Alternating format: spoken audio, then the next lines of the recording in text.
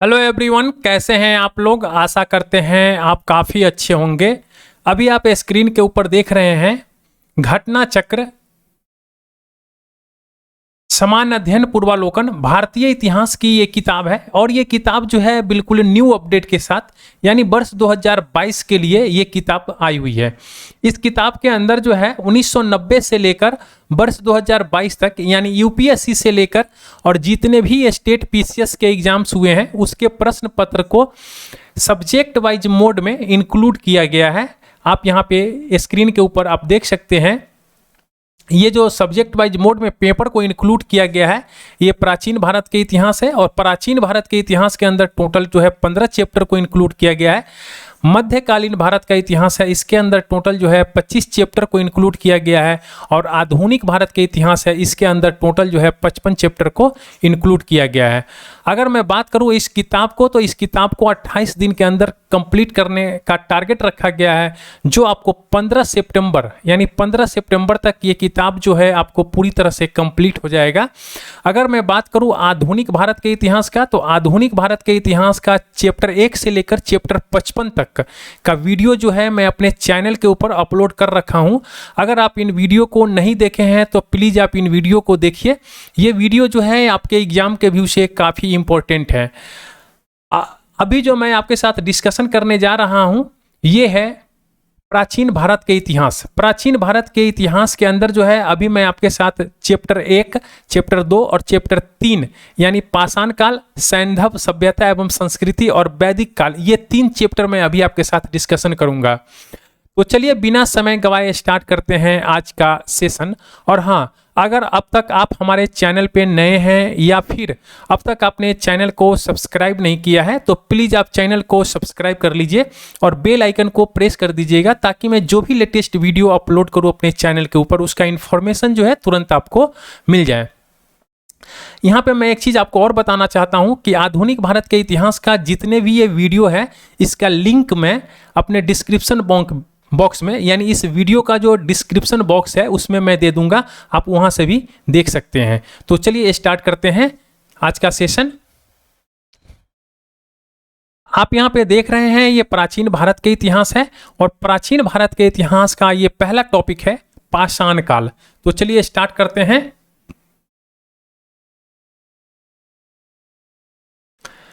पाषाण काल के अंदर जो है ये पहला क्वेश्चन है। पहला क्वेश्चन जो आप स्क्रीन के ऊपर देख रहे हैं, पहला क्वेश्चन कह रहा है कि रॉबर्ट ब्रूस फुट थे एक। तो देखिए ये जो थे ये भूगर्भ वैज्ञानिक और पुरातत्वविद भी थे। तो ये दोनों थे, तो इसके आंसर जो हो जाएंगे ए और बी दोनों हो जाएंगे। अगला जो क्वेश्चन है कह रहा है कि कोपेनहेगन संग्रहालय की सामग्री से पाषाण, कांस्य और लौह युग की त्रियुगीय विभाजन किया था। तो ये किसने किया था? तो ये थॉमसन ने किया था।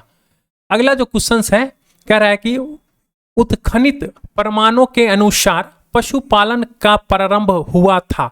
तो पशुपालन का जो प्रारंभ हुआ था ये मध्य पाषाण काल में हुआ था।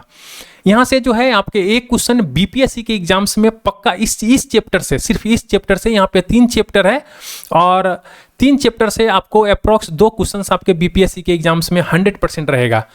अगला जो क्वेश्चन है कह रहा है कि मध्य पाषाणिक प्रासंग में पशुपालन के प्रमाण जहां मिले वह स्थान कौन सा था? तो जहां से पशुपालन के प्रमाण मिले थे वह था आदमगढ़। देखिए यहाँ पे मध्य पाषाणिक प्रसंग की बात कर रहा है। अगला जो क्वेश्चन है कह रहा है कि निम्नलिखित में से किस स्थल से हड्डी के उपकरण प्राप्त हुए थे?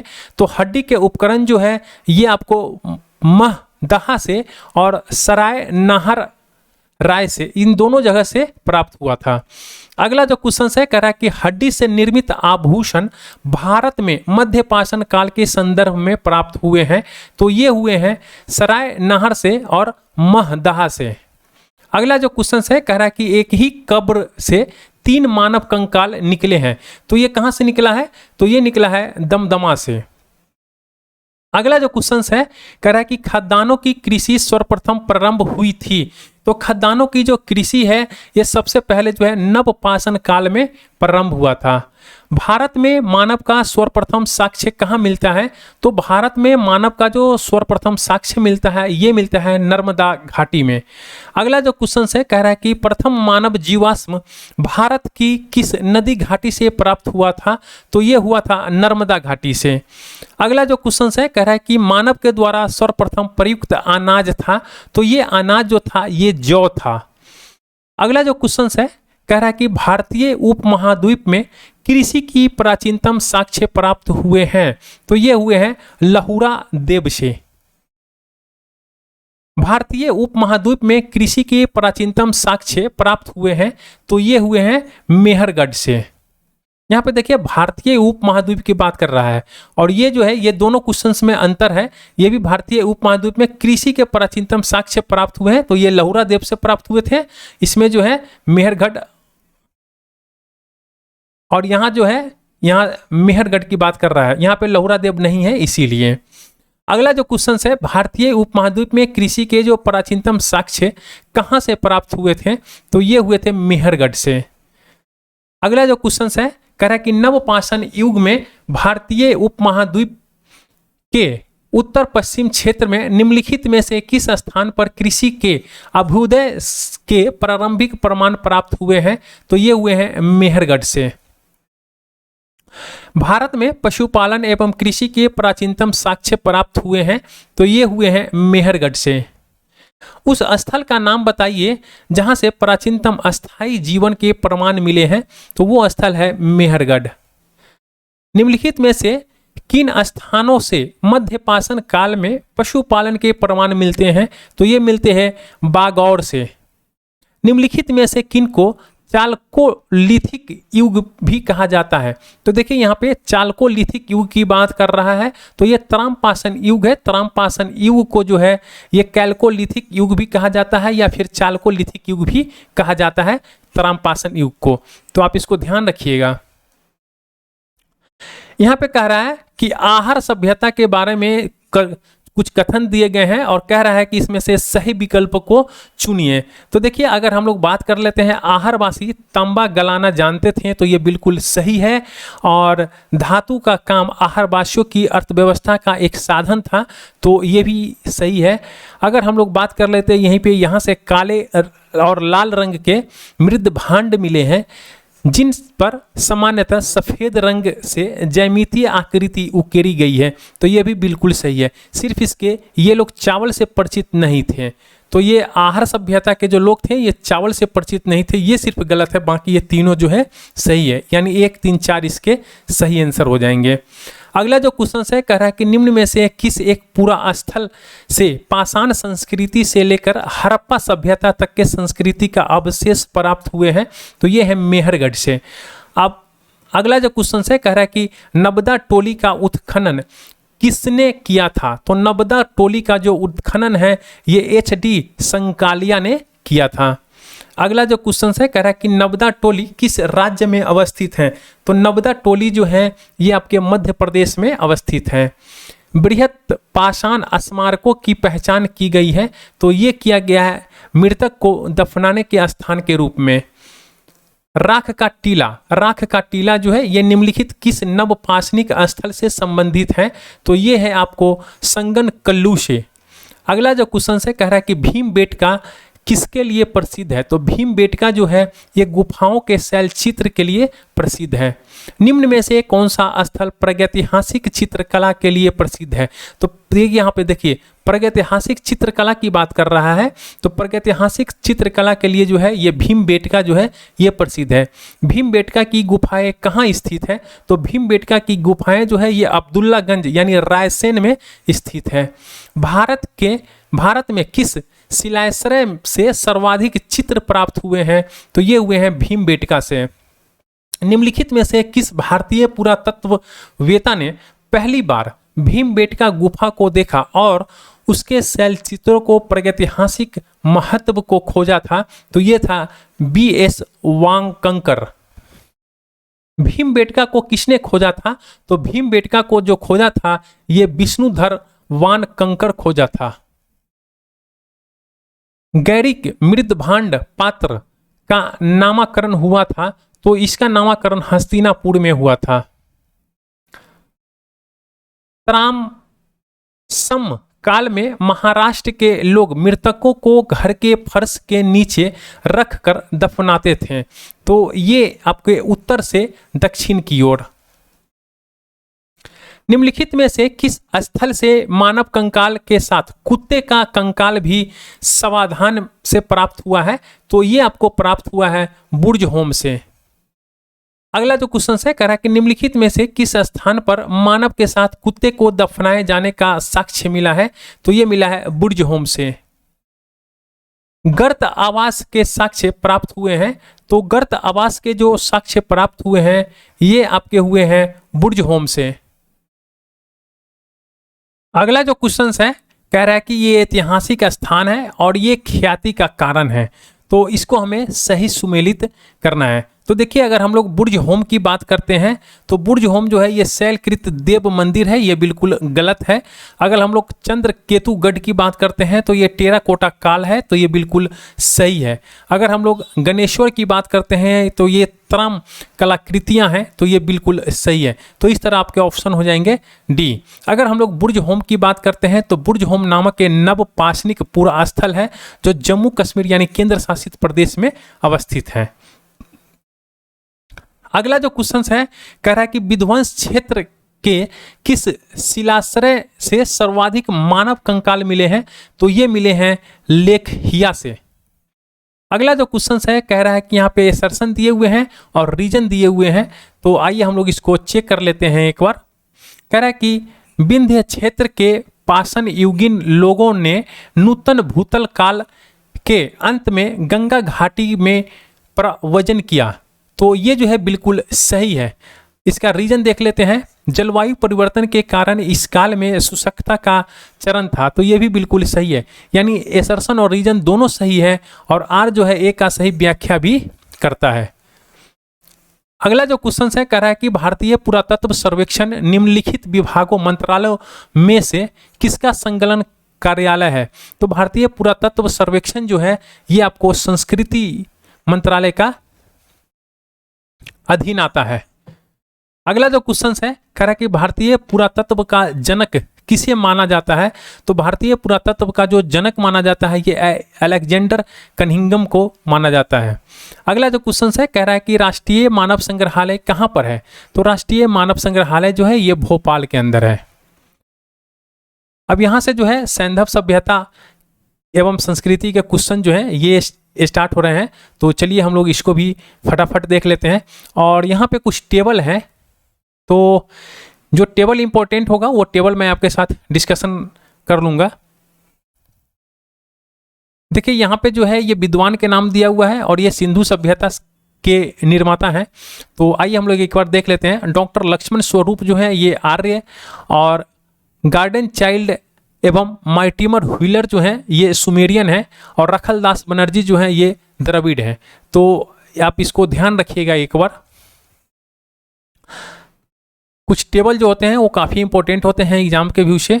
तो वो मैं, जैसे ये टेबल है, ये स्थल है और ये नदी है, ठीक है। तो जैसे हड़प्पा रावी नदी के किनारे है, मोहनजोदड़ो जो है ये सिंधु नदी के किनारे हैं, कालीबंगा जो है ये घग्गर से संबंधित है, और लोथल जो है ये भोगवा नदी के किनारे हैं, रोपड़ जो है ये सतलज नदी के किनारे हैं, मांडा जो है ये चेनाब नदी के किनारे हैं, दैमाबाद ये प्रवरा नदी के किनारे हैं, आलमगीरपुर जो है ये हिंडन नदी के किनारे हैं, और सुतगा गेंडोरा ये दास्त या फिर दशक नदी के किनारे हैं, और भगवानपुरा जो है ये सरस्वती नदी के किनारे, यानी सरस्वती नदी से रिलेटेड है।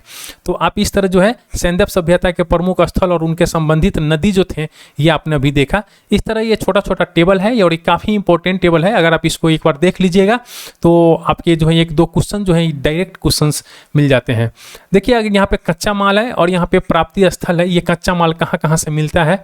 तो ये आप तांबा देखे भी होंगे, खेतरी से मिलता है, और खेतरी जो है राजस्थान में। आपसे डायरेक्ट क्वेश्चन पूछ लेता है कि खेतरी कहाँ है, तो खेतरी राजस्थान में है, एवं बलूचिस्तान से भी मिलता है। अगर हम लोग लाजवर्द की बात करते हैं तो ये बदखंसा यानी अफगानिस्तान से मिलता है। फिरोजा या फिर टिन की बात करते हैं तो ये ईरान से मिलता है। चांदी की बात करते हैं तो राजस्थान के जावर और अजमेर के खानों से और अफगानिस्तान एवं ईरान से भी मिलता है। सीसा की बात करते हैं तो यह अफगानिस्तान और अजमेर से मिलता है। शिलाजीत की बात करते हैं तो ये हिमालय से मिलता है। और गोमेद की बात करते हैं तो ये गुजरात से मिलता है। आप खेतरी वाला जो है ये इसको ध्यान में रखिएगा। अगला जो यहाँ पे टेबल है तो इससे भी क्वेश्चंस आता है, इसको भी हम लोग एक बार देख लेते हैं। देखिए ये विनाश के कारण है बाढ़ और इतिहासकार और विद्वान है। कह रहा है कि सैंधव सभ्यता के विनाश के कारणों पर विभिन्न इतिहासकारों और विद्वानों का जो मत था वो है। तो देखिए बाढ़ के कारण जो विनाश हुआ था वो है मार्शल मैके और एस राव और मतलब एस.आर. राव ने इस पे अपना मत दिया था कि बाढ़ के कारण जो है सैंधव सभ्यता का विनाश हुआ था। आर्यों के आक्रमण के कारण जो है सैंधव सभ्यता का विनाश हुआ था, ये गार्डन चाइल्ड, मार्टिमर व्हीलर और स्टुअर्ट पिगट ने दिया था। जलवायु परिवर्तन के कारण जो है सैंधव सभ्यता का विनाश हुआ था, तो ये R.L. स्टीन और आमलानंद घोष ने बताया था। भूतात्विक परिवर्तन के कारण तो ये M.R. सहनी और H.D. लैम्ब्रिक और G.F. डेलस ने कहा था। अगर महामारी के कारण हुआ था तो ये किसने कहा था? ये K.U.R.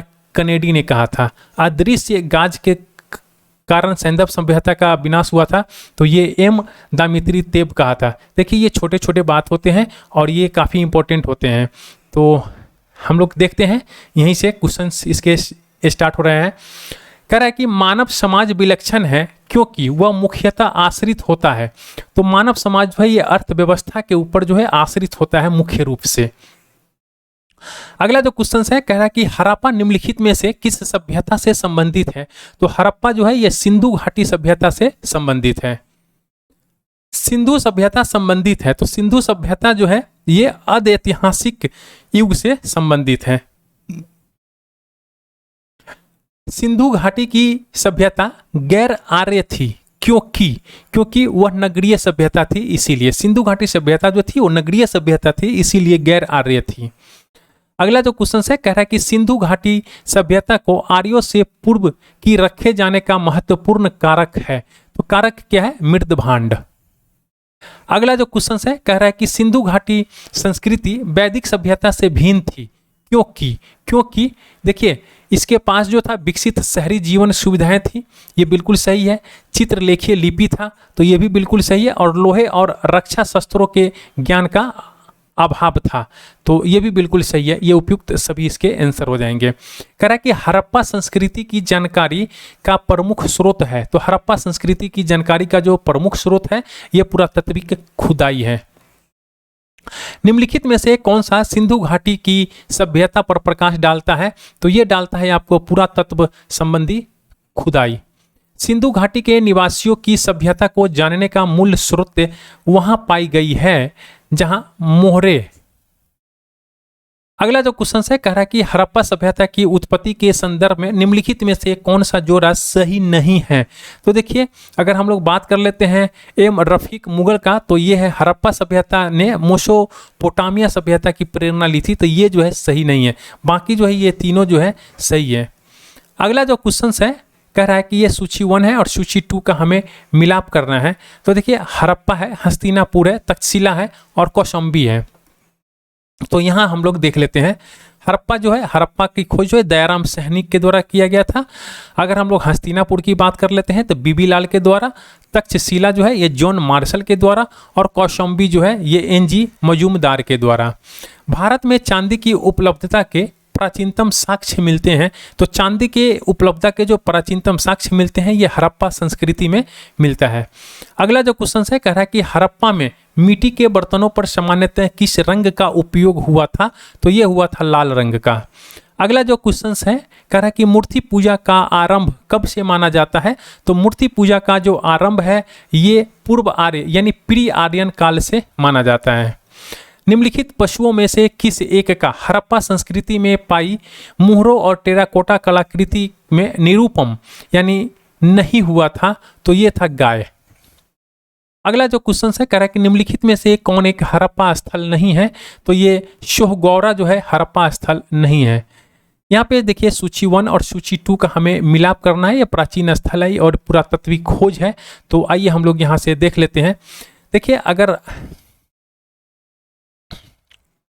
यहीं पे हम लोग देख लेते हैं, लोथल की बात करते हैं तो लोथल जो है आपको ये गोदीबारा को हम लोग बोलते हैं। जैसे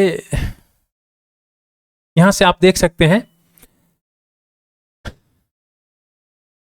देखिए लोथल से गोदीबारा के साक्ष्य मिला है। गोदीबारा होता है जो हमारे पोर्ट वगैरह होते हैं ना, वो गोदीबारा होता है, उसको हम लोग कहते हैं। राजस्थान के हनुमानगढ़ जिले के घग्गर नदी के किनारे से कालीबंगा से जूते हुए खेत के साक्ष्य मिले हैं। गुजरात के धौलावीरा से हड़प्पा लिपि के बड़े आकार के 10 चिन्ह वाला एक शिलालेख मिला है। और हरियाणा के फतेहाबाद जिले में स्थित बनावली से पक्की मिट्टी की बनी हुई हल प्राप्त हुई है। तो ये सब चीज़ों को आप ध्यान रखिएगा। देखिए यहाँ पे जूते हुए खेत की खोज की गई है, तो ये कालीबंगा से जूता हुआ खेत जो है कालीबंगा से मिला है। हड़प्पन नगर में जूते हुए खेत के निशान कहाँ मिले हैं, तो ये मिला है कालीबंगा से। कह रहा है कि यहाँ पे सूची 1 सूची 2 का हमें मिलाप करना है। तो यहाँ से देख लेते हैं, हड़प्पा से हमें सावधान R37 का प्राप्त हुआ है। लोथल से गोदी यानी पॉट, और कालीबंगा से हमें जूता हुआ खेत। मोहनजोदड़ो से हमें नर्तकी की मूर्ति प्राप्त हुआ है। अगला जो क्वेश्चन है, कह रहा है कि सूची 1 सूची 2 का हमें मिलाप करना है। हड़प्पा जो है ये रावी नदी के किनारे है, हस्तिनापुर गंगा, और नागार्जुन कोंडा जो है कृष्णा नदी के किनारे है, और पैठन जो है गोदावरी नदी से संबंधित स्थल है। यहाँ पे फिर देखिए सूची 1 सूची 2 का हमें मिलाप करना है। यहाँ से हम लोग देख लेते हैं, हड़प्पा जो है रावी नदी के किनारे है, कालीबंगन जो है घग्गर नदी के किनारे हैं, लोथल जो है भोगवा नदी के किनारे है, और रोपड़ जो है सतलज नदी के किनारे हैं। वहाँ पे हम लोग देखे हैं नदी पूरा, और यहाँ पे भी देख रहे हैं आप क्वेश्चन आंसर के फॉर्म में। हड़प्पा किस नदी के किनारे अवस्थित है, तो हड़प्पा जो है ये रावी नदी के किनारे अवस्थित है। बार बार आपसे क्वेश्चन पूछा जाता है। सैंधव सभ्यता का महान स्नानागार कहाँ से प्राप्त हुआ है, तो ये हुआ है आपका मोहनजोदड़ो से। अगला जो क्वेश्चन है, कह रहा है कि विशाल स्नानागार किस पुरातत्व स्थल में पाया गया था, तो ये पाया गया था मोहनजोदड़ो में। अगला जो क्वेश्चन है, कह रहा है कि सिंधु सभ्यता के बारे में निम्न में से कौन सा कथन असत्य है, तो ये लोग जो थे ये लोहे से परिचित थे, ये जो है ये असत्य है, यानी गलत है। बाकी सब जो है सत्य है। देखिए नगर नालियों की सुदृढ़ व्यवस्था थी, ये बिल्कुल सही बात है। व्यापार और वाणिज्य उन्नत था, और मातृ देवी की उपासना की जाती थी, तो ये भी सही है। यहाँ के लोग जो थे लोहे से परिचित नहीं थे। सिंधु घाटी सभ्यता जानी जाती है, और यहाँ पे हमें सही उत्तर को चुनना है। तो देखिए अगर हम लोग बात कर लेते हैं, अपने नगर नियोजन के लिए सिंधु घाटी सभ्यता जानी जाती है। मोहनजोदड़ो और हड़प्पा के लिए सिंधु घाटी सभ्यता जानी जाती है। अपने कृषि संबंधी कार्य के लिए सिंधु घाटी सभ्यता जानी जाती है, और अपने उद्योग के लिए सिंधु घाटी सभ्यता जानी जाती है। तो इसके हो जाएंगे उपयुक्त सभी। अगला जो क्वेश्चन है, कह रहा है कि निम्नलिखित में से किसका सुमेल नहीं है, तो देखिए अगर हम लोग बात कर लेते हैं आलमगीरपुर का, तो ये उत्तर प्रदेश में है। लोथल गुजरात में है। कालीबंगा जो है ये हरियाणा में नहीं बल्कि ये राजस्थान के हनुमानगढ़ जिले में स्थित है कालीबंगा।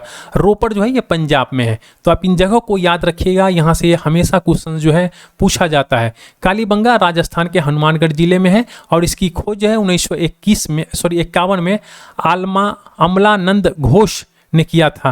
अगला जो क्वेश्चन है, कह रहा है कि यहाँ पे सही उत्तर चुनना है, जो उत्तर प्रदेश में स्थित सिंधु घाटी सभ्यता से संबंधित स्थल है। तो देखिए लोथल की बात करते हैं, तो ये कहाँ है हमारा, लोथल गुजरात में है, ठीक है।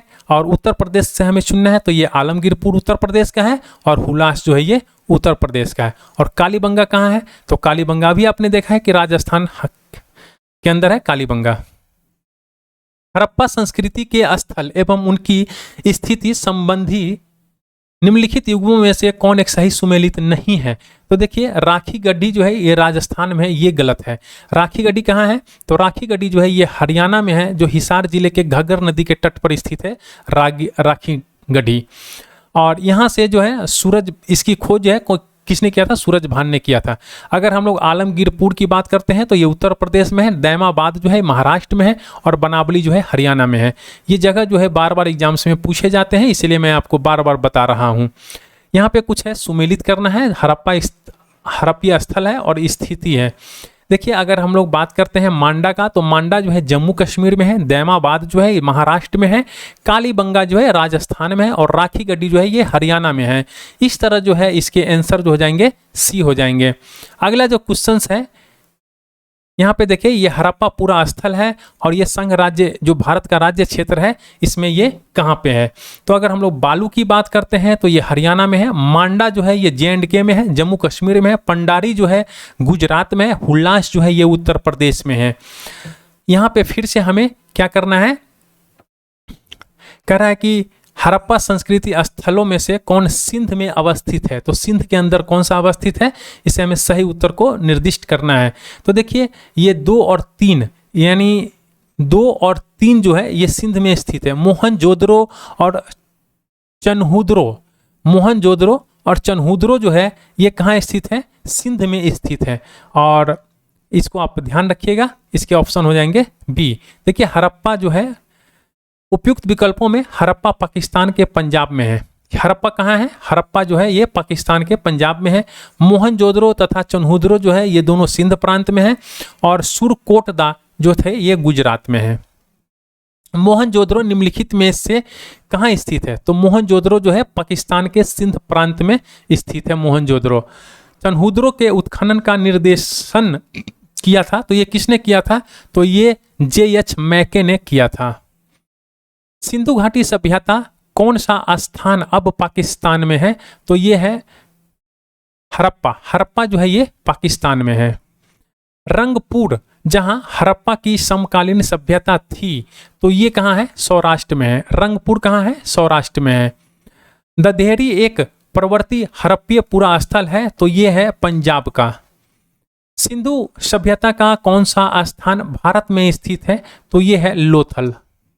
अगला जो क्वेश्चन है कह रहा है कि वह हड़प्पा नगरीय जिसका प्रतिनिधित्व लोथल का पुरातत्व स्थल करता है, यह किस नदी पर स्थित है, तो यह है भोगवा नदी पर स्थित है।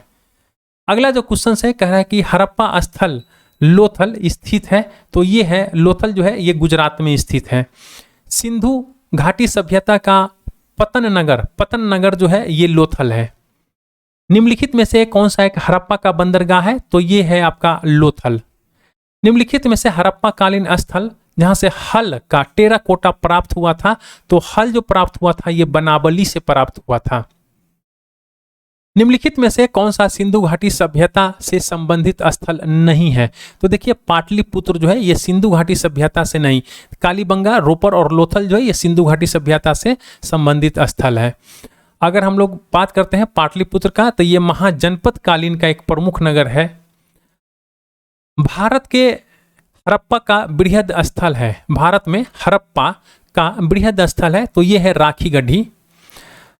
भारत का सबसे बड़ा हड़प्पा पुरा स्थल है, तो ये है राखी गढ़ी। राखी गढ़ी जो है ये भारत का सबसे बड़ा जो है हड़प्पा स्थल कौन सा है, राखी गढ़ी है। देखिए यहाँ पे सिंधु घाटी सभ्यता जिन नदियों के तट पर बसी है वे थी, तो वे कौन कौन सी नदी थी, तो ये थी आपके सिंधु, चेनाब और झेलम। तो ये 3 नदियाँ थीं जहाँ पे सिंधु घाटी सभ्यता इन नदियों पे बसी थी। सिंधु घाटी के लोग विश्वास करते थे, तो सिंधु घाटी के लोग जो हैं ये विश्वास करते थे। आइए हम लोग इसको डिस्क्रिप्शन थोड़ा देख लेते हैं। देखिए सिंधु सभ्यता की लिपि को अभी तक पढ़ी नहीं जा सकी है, और इस कारण से लोगों को धार्मिक विश्वास के बारे में निश्चित तौर पर कुछ नहीं कहा जा सकता। उत्खनन में प्राप्त स्त्री मूर्तियों की बहुलता से मातृशक्ति की उपासना का अनुमान लगाया जाता है। पुरुष आकृतियों से शिव की पूजा अनुमानित होती है। अग्निकुंड या यज्ञ वेदिकाएं भी प्राप्त हुई है। मृतकों के साथ दैनिक उपयोग की वस्तुएं के दफनाने से आत्मा में विश्वास का भी अनुमान लगाया जाता है।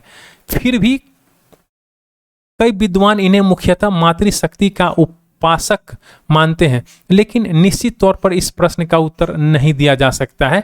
तो आप भी इस प्रश्न को एक बार अपने तरीका से देख लीजिएगा। सिंधु घाटी के लोग पूजा करते थे, तो सिंधु घाटी सभ्यता के लोग जो हैं ये पूजा करते थे किसकी, पशुपति की।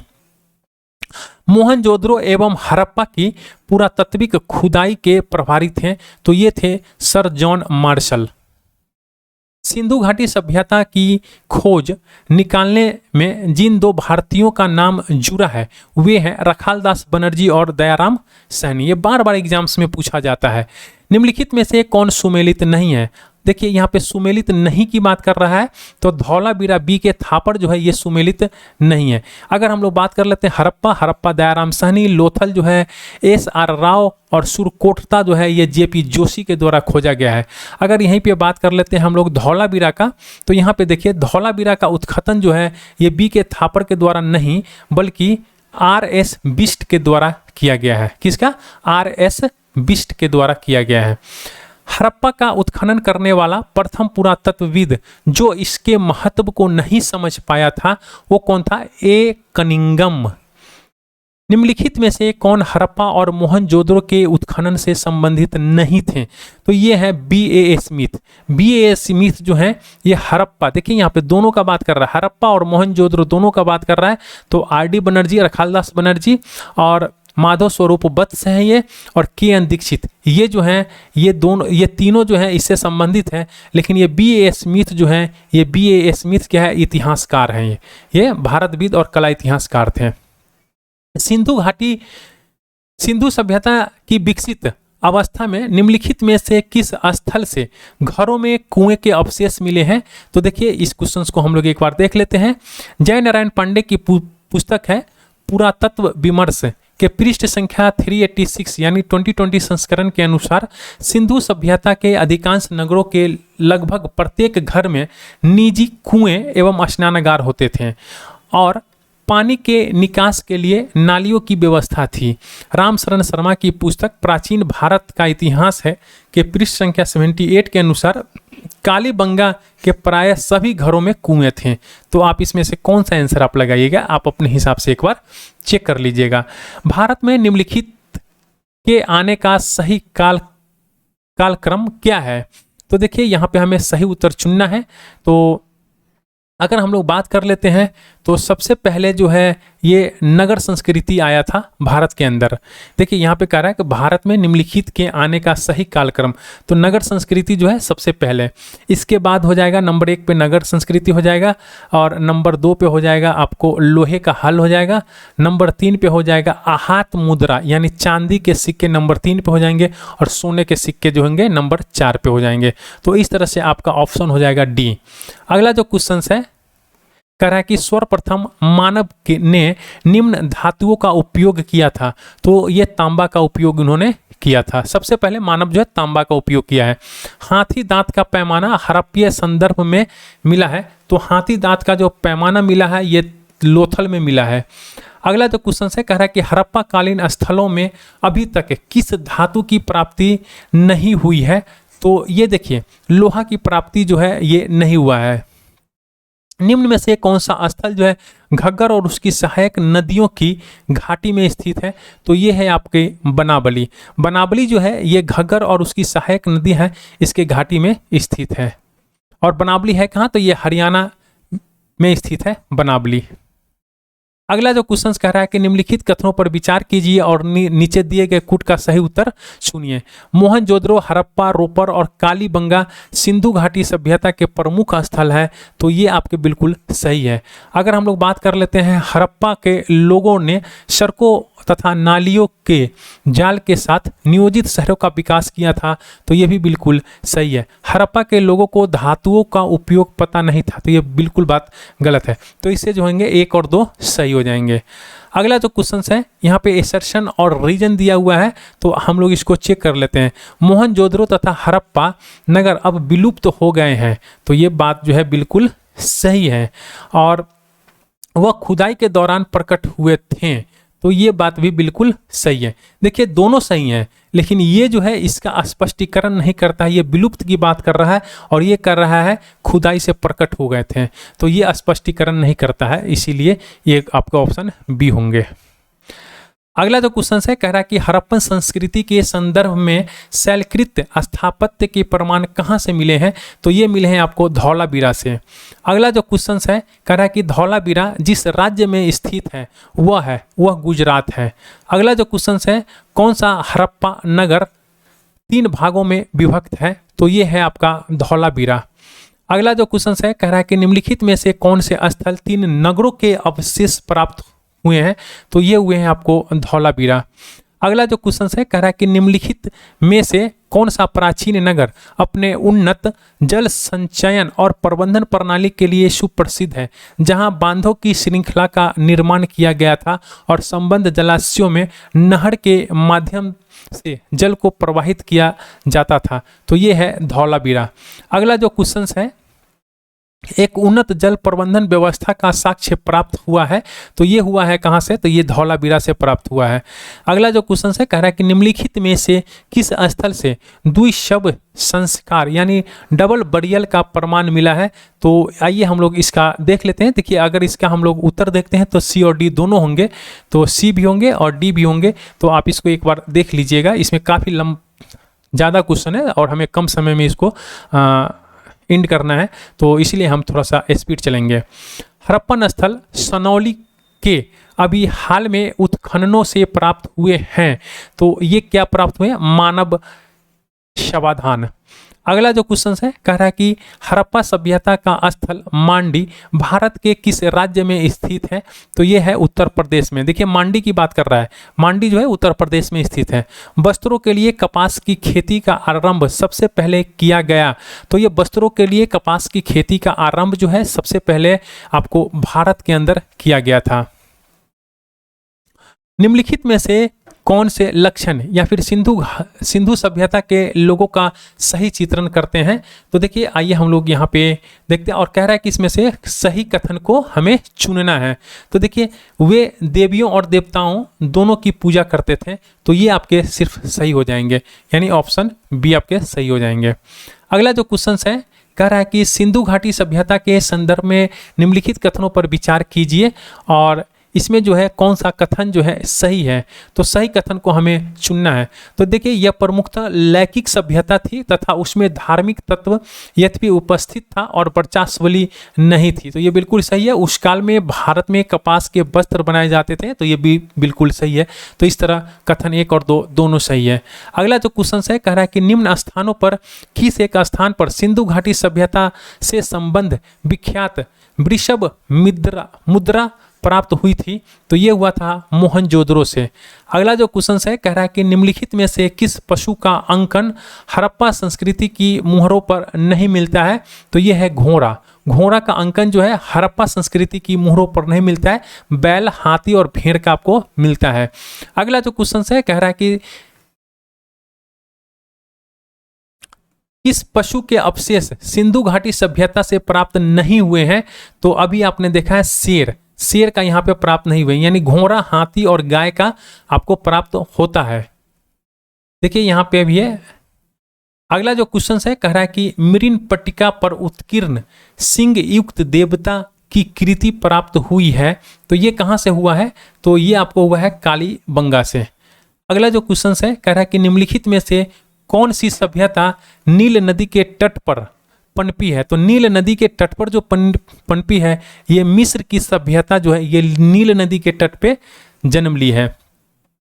निम्नलिखित सभ्यताओं का उत्तर से दक्षिण सही क्रम कौन सा है, तो उत्तर से हमें दक्षिण की तरफ है, तो एजटेक, माया, मुइस्का और इंका ये आपके सही ऑप्शन हो जाएंगे।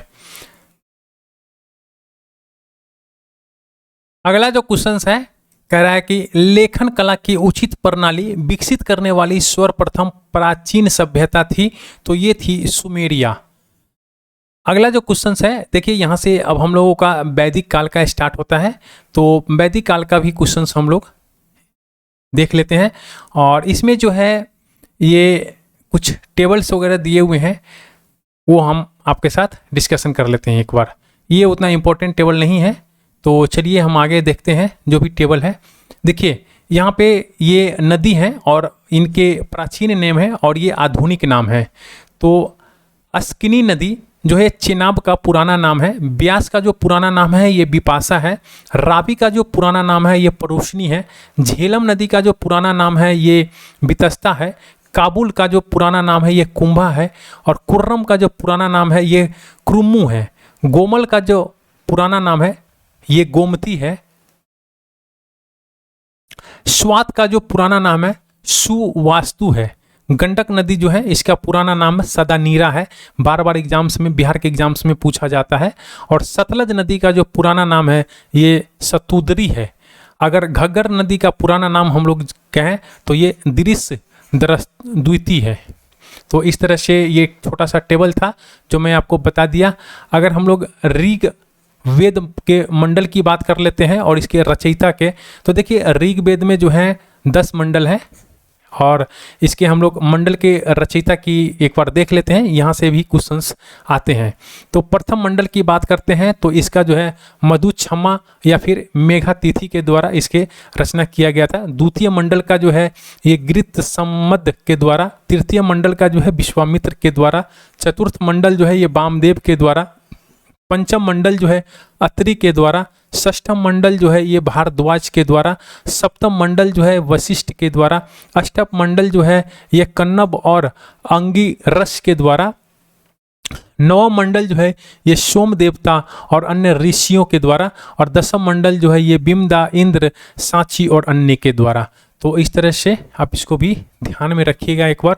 वैसे बाकी जो है मैं इसका एक डिस्क्रिप्शन वीडियो बनाऊंगा, डिटेल्स वीडियो बनाऊंगा, तो फिर मैं आपके साथ डिस्कशन करूंगा।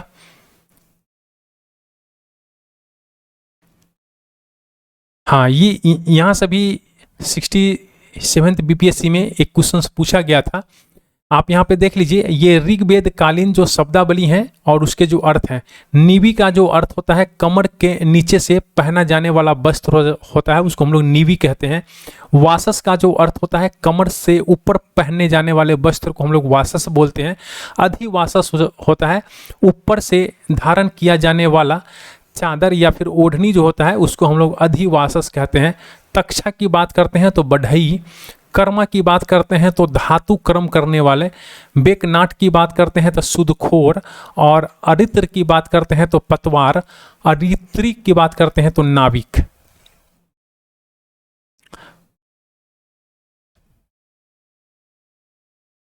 देखिए यहाँ पे जो विभिन्न दिशा थे उनके राजा के विभिन्न नाम थे। तो अगर हम लोग पूर्व की बात करते हैं तो सम्राट, पश्चिम की बात करते हैं तो स्वराट, उत्तर की बात करते हैं तो विराट, दक्षिण की बात करते हैं तो भोज, और मध्य की बात करते हैं तो राजा कहा जाता था। तो इसको भी आप एक बार ध्यान रखिएगा। और विराट कोहली अभी काफ़ी चमक रहा है। यहाँ पे देखिए 12 रत्नियों का उल्लेख किया गया है, 12 रत्नियों का उल्लेख किया गया है इसके अंदर। पुरोहित जो होते हैं राजा का प्रमुख परामर्शदाता होता था। सेनानी की बात करते हैं तो सेना का प्रमुख होता था। ग्रामीण या फिर ग्रामणी की बात करते हैं तो ग्राम का मुखिया होता था। महिषी की बात करते हैं तो राजा की पत्नी को हम लोग महिषी कहते थे। और सूत जो होता था ये रथ सेना का नायक होता था। संग्रहिता जो होता था ये इसको हम लोग कोषाध्यक्ष कहते थे। और भागदूत जो है ये कर एकत्र करने वाला अधिकारी होता था। अक्षवाप जो है ये आय व्यय गणनाध्यक्ष धूत क्रिया में राजा का मित्र था। पल्ला गल जो था ये विदूषक था। और छतरी और छत्ता जो था ये प्रतिहारी या फिर 2 वारिक था।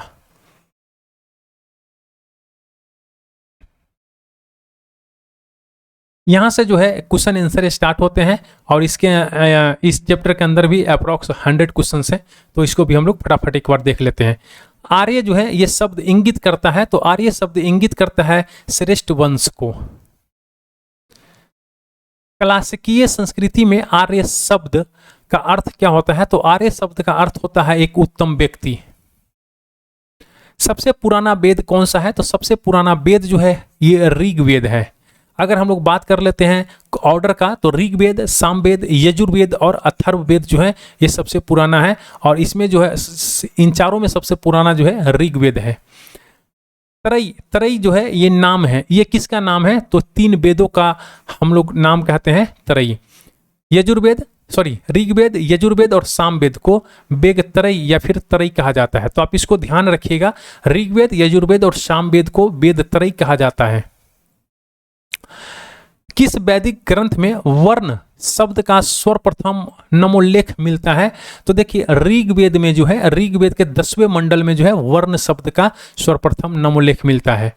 अगला जो क्वेश्चन है कह रहा है कि वर्ण व्यवस्था से संबंधित पुरुष सूक्त मूलतः पाया जाता है, तो ये पाया जाता है ऋग्वेद के अंदर। अगला जो क्वेश्चन है कह रहा है यहाँ पे सुमेलित करना है, तो आइए हम लोग यहाँ पे देख लेते हैं।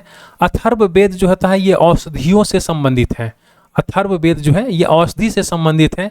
ऋग्वेद में ईश्वर यानी महिमा, देवताओं की स्तुति से संबंधित है।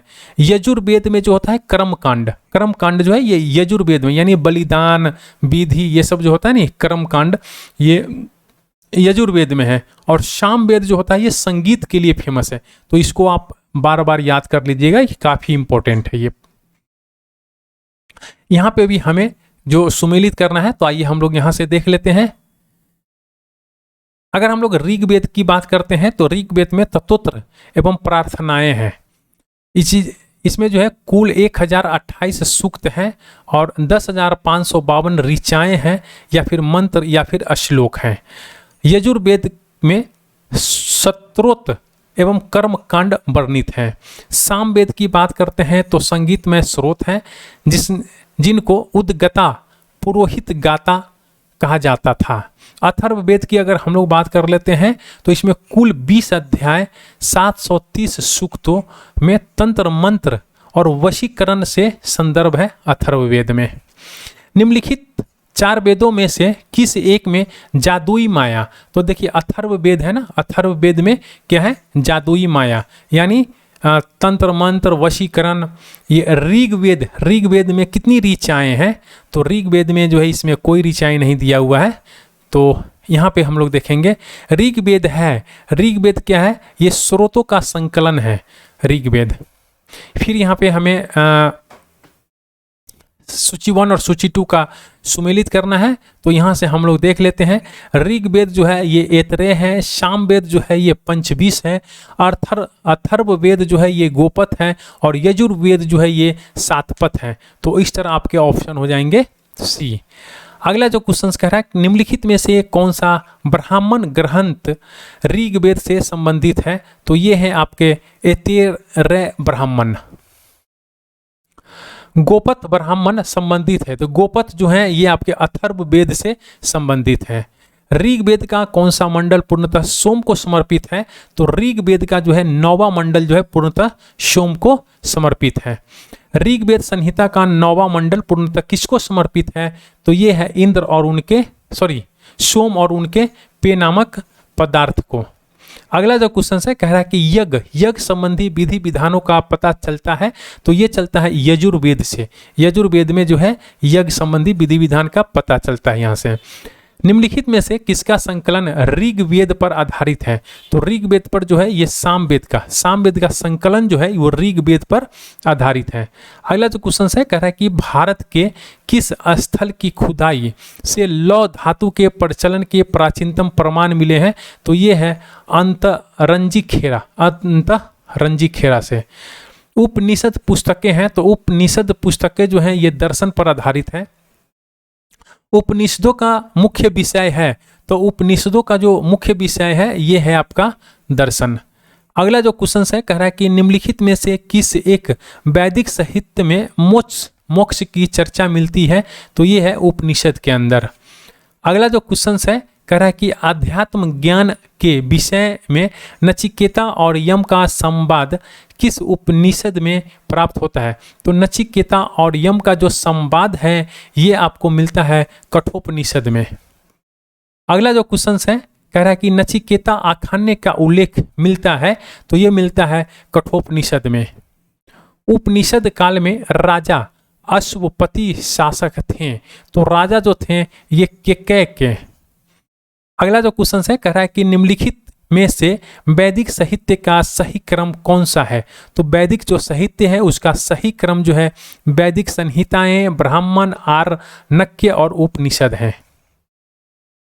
आरंभिक वैदिक साहित्य में सर्वाधिक वर्णित नदी है तो ये नदी जो है ये सिंधु नदी है। अगला जो क्वेश्चन है, वैदिक नदी आस्किनी की पहचान निम्नांकित नदियों में से किस एक के साथ की जाती है? तो ये चेनाब के साथ किया जाता है। अगला जो क्वेश्चन है कह रहा है कि ऋग्वेद में निम्नांकित किन नदियों का उल्लेख अफगानिस्तान के साथ आर्यों के संबंध का सूचक है? तो ये है कुंभा या फिर क्रुमु। अगला जो क्वेश्चन है कह रहा है कि वैदिक नदी कुंभा का स्थान कहाँ निर्धारित होना चाहिए? तो ये हो अफगानिस्तान में। अगला जो क्वेश्चन है यहाँ पे सूची 1 और सूची 2 का हमें मिलाप करना है। कह रहा है कि वैदिक नदियां हैं और ये आधुनिक नाम है। तो आइए हम लोग यहाँ पे देख लेते हैं। देखिए यहाँ पे वैदिक नदियां जो है कुंभा, और कुंभा का आधुनिक नाम जो है ये काबुल है। परशुनी का आधुनिक नाम जो है रावी है, और सादा नीरा का जो आधुनिक नाम है ये गंडक है, और शतुर्द्री या फिर शतुर्द्री का नाम जो है सतलज है। निम्नलिखित में से कौन सी प्रथा चतुर्षठ या फिर वेदोत्तर काल में प्रचलित हुई है? तो ये है आपका ए और सी इसके आंसर हो जाएंगे। देखिए धर्म अर्थ काम और मोक्ष, आप इसको भी ध्यान रखिएगा। धर्म अर्थ काम और मोक्ष, ब्रह्मचर्य, गृहस्थ श्रम और वानप्रस्थ संन्यास। अगला जो है धर्म तथा रीत भारत की प्राचीन वैदिक सभ्यता में से एक केंद्रीय विचार को विचित्र करते हैं। इस संदर्भ में निम्नलिखित कथनों पर विचार कीजिए। तो देखिए ये जो है धर्म व्यक्ति के दायित्व एवं स्वयं तथा दूसरों के प्रति व्यक्ति कर्तव्यों का संकल्पना था। तो ये बिल्कुल सही है। इसमें सही कथन को कह रहा है चुनने के लिए। तो उसके दूसरा पॉइंट जो कह रहा है कि रीत मूलभूत नैतिक विधान था जो सृष्टि और उसमें अंतर्निहित सारे तत्वों के क्रियाकलापों को संचालित करता था। तो ये भी बिल्कुल सही है। तो इस तरह आपके हो जाएंगे सी। अगला जो क्वेश्चन है कह रहा है कि भारतीय संस्कृति के अंतर्गत रीत का अर्थ क्या है? तो रीत का अर्थ हो जाता है प्रकृति का नियम। अगला जो क्वेश्चन है कह रहा है कि निम्नलिखित वैदिक देवी देवताओं में से किससे उनका पुरोहित माना जाता है? तो बृहस्पति को पुरोहित माना जाता है। निम्नलिखित में से कौन सा वह ब्रह्मवादिनी था जिसने कुछ वेद मंत्रों की रचना की थी? तो यह है लोपामुद्रा। अगला जो क्वेश्चन है कह रहा है कि ऋग्वेद काल में निष्क शब्द का प्रयोग एक आभूषण के लिए होता था, किंतु परावर्ती काल में उसका प्रयोग इस अर्थ में हुआ है। तो यह हुआ है सिक्का के रूप में। ऋग्वेद काल में निष्क किस अंग का आभूषण था? तो निष्क जो है ये आपको गला का आभूषण था। अगला जो क्वेश्चन है कह रहा है कि प्राचीन भारत में निशाका जाने जाते हैं। तो निशाका जो है ये आपके स्वर्ण आभूषण थे गला का। बेगच कोई, देखिए बेगच कोई महत्वपूर्ण है क्योंकि बेगच कोई जो है यहाँ से प्राप्त अभिलेखों में वैदिक देवी देवताओं का नामोल्लेख प्राप्त होता है, इसीलिए बेगच कोई जो है ये महत्वपूर्ण है। निम्नलिखित अभिलेखों में से कौन सा ईरान से भारत में आर्यों के आने की सूचना देता है? तो ये आपका बेगच कोई देता है। 14वीं शताब्दी ईसा पूर्व का एक अभिलेख जिसमें वैदिक देवी देवताओं का वर्णन प्राप्त हुआ है, तो ये है बेगच कोई से। निम्नलिखित में से किसने आर्यों के आदि देश के बारे में लिखा था? तो ये लिखा था बाल गंगाधर तिलक ने। जिस ग्रंथ में पुरुष मेध का उल्लेख हुआ है वह ग्रंथ है? तो देखिए पुरुष मेध का जो उल्लेख हुआ है ये पुरुष मेध एक प्रमुख यज्ञ है। यहाँ पे अगर हम लोग पुरुष मेघ की अगर बात करते हैं तो पुरुष मेघ एक प्रमुख यज्ञ है जो आपको इसका वर्णन जो है आपको शुक्ल यजुर्वेद और कृष्ण यजुर्वेद, शुक्ल यजुर्वेद, शतपथ ब्राह्मण, इस तीनों में आपको मिलता है। यानी शतपथ ब्राह्मण, कृष्ण यजुर्वेद और शुक्ल यजुर्वेद, ये तीनों में मिलता है। तो आप इसका एक बार उत्तर जो है आप अपने तरीका से देख लीजिएगा। शतपथ ब्राह्मण में उल्लेखित राजा विधेय माधव से संबंधित ऋषि थे। तो ये कौन से ऋषि थे? ऋषि गौतम राहुगण थे। अगला जो क्वेश्चन है कह रहा है कि उत्तर वैदिक काल में निम्नलिखित में से किनको आर्य संस्कृति का धूर समझा जाता था? तो ये आर्य संस्कृति का धूर जो है ये कुरु पंचाल को समझा जाता था। गोत्र शब्द का जो प्रयोग है ये सर्वप्रथम हुआ था। तो गोत्र शब्द का प्रयोग जो है ये ऋग्वेद में सबसे पहले हुआ था। पूर्व वैदिक आर्यों का जो धर्म है ये प्रमुखता था, तो ये था प्राकृतिक पूजा और यज्ञ। ऋग्वेद काल में जनता निम्न में से मुख्यतः किसमें विश्वास करती थी? तो जनता जो है बलि और कर्मकांड में विश्वास करती थी। प्रसिद्ध 10 राजाओं का जो युद्ध था ये किस नदी के तट पे लड़ा गया था? तो ये परुशनी नदी के तट पे लड़ा गया था। ऋग्वेद में उल्लेखित 10 राजाओं का जो युद्ध है ये किस नदी के किनारे लड़ा गया है? तो परुशनी नदी के किनारे लड़ा गया है। निम्नलिखित में से किस नदी को ऋग्वेद में मातेमा, देवी तमा एवं नदी तमा संबोधित किया गया है? तो ये किया गया है सरस्वती नदी को। उस जनजाति का नाम बताइए जो ऋग्वैदिक आर्यों के पंचजन से संबंधित नहीं है। तो ये है आपका किकट। प्राचीन काल में आर्यों के जीविकोपार्जन का मुख्य साधन था, तो ये था कृषि। ऋग्वेद में उल्लेखित यब शब्द किस कृषि उत्पाद हेतु प्रयुक्त किया गया है? तो ये है जौ के लिए। यहाँ पे सूची 1 सूची 2 का हमें मिलाप करना है। तो यहाँ से देख लेते हैं। ब्रीही की बात कर रहा है तो ब्रीही चावल से संबंधित है। मुद्दक की बात कर रहा है तो ये मूंग से संबंधित है। यब जो है ये जौ से संबंधित है और यक्षु जो है ये गन्ना से संबंधित है। ऋग्वैदिक पन्नी किस वर्ग के नागरिक थे? तो पन्नी जो है ये व्यापारी थे। वैदिक युग में प्रचलित लोकप्रिय शासन प्रणाली थी, तो ये शासन प्रणाली जो है ये वंश परंपरागत राजतंत्र था। वैदिक युगीन सभा, वैदिक युगीन जो सभा थी ये मंत्री परिषद थी। किस वेद में सभा और समिति को प्रजापति की 2 पुत्रियां कहा गया है? तो ये कहा गया है आपको अथर्ववेद में। अथर्ववेद में सभा और समिति को प्रजापति की 2 पुत्रियां कहा गया है। ऋग्वैदिक जनसभा को न्यायिक कार्यों से संबंधित थी, तो यह था सभा। आयुर्वेद अर्थात जीवन का विज्ञान का उल्लेख सर्वप्रथम मिलता है, तो यह कहाँ मिलता है? तो यह आपको अथर्ववेद में मिलता है। ऋग्वैदिक धर्म था, ऋग्वैदिक धर्म जो है ये बहुदेश्वरवादी है। सर्वाधिक ऋग्वैदिक सूक्त समर्पित है, तो ये कहाँ समर्पित है? ये इंद्र को समर्पित है। निम्नलिखित में से किसे ऋग्वेद में युद्ध देवता समझा जाता है? तो ये समझा जाता है इंद्र को। ऋग्वेद में सर्वाधिक संख्या में मंत्र संबंधित हैं, तो ये आपको संबंधित है अग्नि से। 200 मंत्र जो है अग्नि को समर्पित है। वैदिक देवता इंद्र के विषय में निम्नलिखित कथनों पर विचार कीजिए और सही उत्तर को हमें चुनना है। तो अगर हम बात करते हैं झंझावत के देवता थे, तो ये बिल्कुल सही है। पापियों को दंड देते थे, तो ये बिल्कुल गलत है। नैतिक व्यवस्था के संरक्षण थे, तो ये बिल्कुल गलत है। और वर्षा के देवता थे, तो ये बिल्कुल सही है। इस तरह आपके 1 और 4 जो है सही हो जाते हैं। निम्नलिखित में से पूर्व वैदिक आर्यों का सर्वाधिक लोकप्रिय देवता कौन था? तो ये देवता था आपका इंद्र। वैदिक देव मंडल में निम्न में से कौन देवता युद्ध का देवता माना जाता है? तो ये माना जाता है इंद्र को। 800 से 600 ईसा पूर्व काल किस युग से जुड़ा है? तो ये जुड़ा है ब्राह्मण युग से।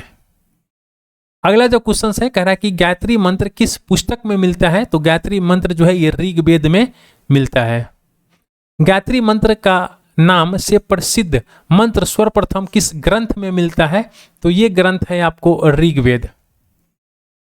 गायत्री मंत्र की रचना किसने की थी? तो ये विश्वामित्र ने किया था। सर्ग, प्रतिसर्ग, वंश, मनवंतर और वंशानुचरित्र संकेत है, तो ये पुराणों के संकेत हैं। पुराणों की संख्या कितनी है? तो पुराणों की संख्या जो है 18 है। श्रीमद् भगवत गीता मौलिक रूप से किस भाषा में लिखी गई थी? तो ये लिखा गया था संस्कृत में। महाभारत मूलतः किस रूप में जानी जाती है? तो ये जानी जाती है जय संहिता में। सतसहस्री संहिता उपनाम निम्नलिखित में से किस ग्रंथ का है? तो देखिए सतसहस्री संहिता जो है ये आपका महाभारत का उपनाम है। हिंदू पौराणिक कथा, हिंदू पौराणिक कथा के अनुसार समुद्र मंथन हेतु किस सर्प ने रस्सी के रूप में स्वयं को प्रस्तुत किया है? तो यह है वासुकी। वासुकी सर्प ने स्वयं को रस्सी के रूप में प्रस्तुत किया है। अगला जो क्वेश्चन से कह रहा है कि किस काल में अछूत की अवधारणा स्पष्ट रूप से उद्धृत हुई थी? तो ये हुआ था धर्मशास्त्र के समय। सत्यमेव जयते शब्द किस उपनिषद से लिए गए हैं? तो ये लिए किया है मुंडकोपनिषद से। सत्यमेव जयते शब्द कहाँ से लिया गया है? तो ये लिया गया है मुंडक उपनिषद से। भारतीय प्रतीक का उत्कीर्ण सत्यमेव जयते लिया गया है, तो ये लिया गया है मुंडकोपनिषद से। तमसो मां ज्योतिर्गमय कथन है मूलतः, तो ये है उपनिषदों का। किस उपनिषद का शाब्दिक अर्थ सफेद घोड़ा है? तो ये है आपका, इसका जो हो जाएगा ऑप्शन ई हो जाएगा। देखिए अगर हम लोग बात करते हैं श्वेताश्वर उपनिषद का अर्थ जो होता है ये सफेद घोड़ा होता है, तो यहाँ पे जो होता है ये श्वेताश्वर उपनिषद नहीं है, तो इसीलिए इसमें से कोई नहीं हो जाएगा। सत्यकाम जबाल की कथा जो अन्य ब्याही माँ होने के लक्षण को चुनौती देती है उल्लेखित है, तो ये उल्लेखित है छंदोग्य उपनिषद से। ऋग्वेद की मूल्य लिपि थी, तो ऋग्वेद की मूल्य लिपि जो थी ये ब्राह्मी थी। वैदिक कर्म कांड में होता का संबंध है, तो होता का संबंध जो है ये ऋग्वेद से है। अश्वेता और ऋग्वेद में समानता है। अश्वेता किस क्षेत्र से संबंधित है? तो ये ईरान से संबंधित है। वैदिक काल में किस जानवर को अघन्य माना गया है? तो गाय को जो है अघन्य माना गया है। ऋग्वेद में अघन्य का प्रयोग हुआ है गाय के लिए। ऋग्वेद में कोई परिच्छेदों में प्रयुक्त अघन्य शब्द संदर्भित है, तो अघन्य शब्द जो है ये गाय के लिए है। ऋग्वेद कालीन आर्यों और सिंधु घाटी के लोगों की संस्कृति के बीच अंतर के संबंध में निम्नलिखित कथनों में से कौन से सही हैं? तो देखिए यहाँ पे हमें सही कथन को चुनना है। तो ये जो है ऋग्वेद कालीन आर्य कवच और शीर शस्त्र हेलमेट का उपयोग करते थे, जबकि सिंधु घाटी सभ्यता के लोग में इनके उपयोग का कोई साक्ष्य नहीं मिलता है। तो ये जो है ये आपके सही हैं, ये आपके ऑप्शन ए जो है ये बिल्कुल सही हो जाएगा। अगला जो क्वेश्चन है कह रहा है कि ऋग्वैदिक काल के प्रारंभ में निम्न में से किसी महत्वपूर्ण मूल्यवान संपत्ति समझा जाता था? तो ये समझा जाता था गाय को। यहाँ पे जो है सूची 1 और सूची 2 का हमें मिलाप करना है, तो यहाँ से हम लोग देख लेते हैं।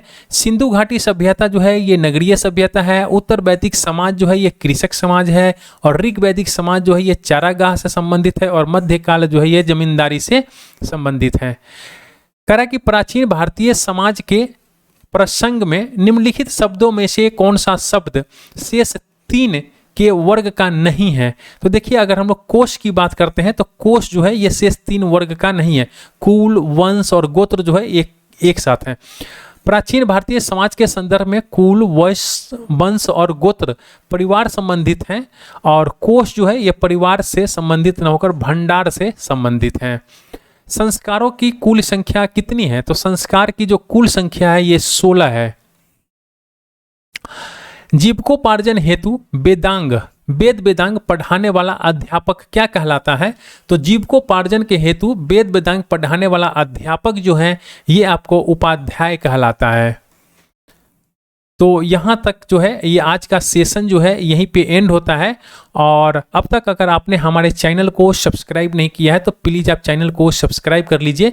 आगे का जो सेशन है ये बौद्ध धर्म, जैन धर्म, ये सब में अभी आपको नेक्स्ट वीडियो मिलेगा और इसके अंदर 5 चैप्टर है। तो प्लीज़ आप अब तक हमारे चैनल को सब्सक्राइब नहीं किए हैं तो प्लीज़ आप चैनल को सब्सक्राइब कर लीजिए और बेल आइकन को प्रेस कर दीजिए और अपने दोस्तों के साथ वीडियो को थोड़ा शेयर भी कर लिया कीजिए और एक लाइक का बटन जरूर दबाइएगा। Thank you for watching.